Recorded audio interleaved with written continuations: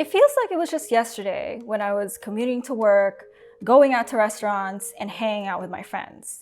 And yet, sometimes it feels like it's been decades since I've been stuck in this apartment with my plants. Is being in quarantine messing with how I perceive time? I asked psychologist Ellen Broughton. Yeah, so quarantine probably is having an effect on our perception of time. We are able to perceive time because of the cues we're getting from the environment. So we know, for example, when we go to work in the morning and our workday is about 8 hours, we can kind of feel what 8 hours is like because we're leaving at a certain amount of time and we're coming home at a certain time. When we're working from home and all of our normal cues are gone, it's really hard for us to gauge how much time is going by.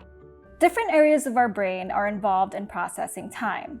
The cerebellum, basal ganglia, and others help us get a sense of how much time has ticked by. By the time most people are teenagers, they can tell the difference between 20 minutes and 2 hours. But some people can't. This is called time blindness.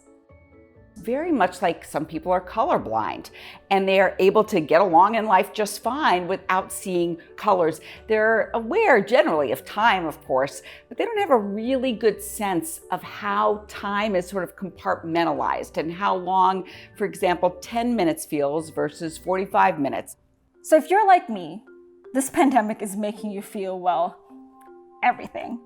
Certain emotions can actually make you more time blind. So if we're really anxious, we might experience time as slowing down.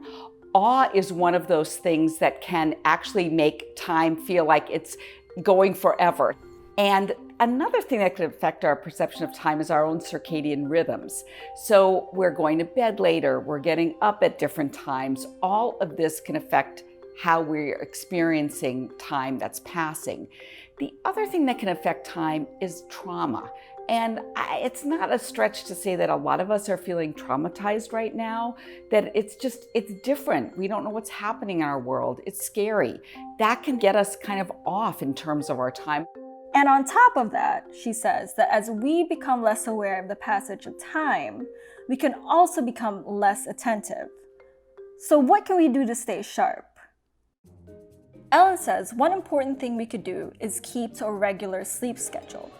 She also recommends scheduling work and other activities to specific chunks of time during the day, and then setting a timer to help us keep track. We don't really know when this pandemic will end, but what we can do is take a little bit more control over our time. Siri, set a 20-minute nap timer. Your timer is set for 20 minutes.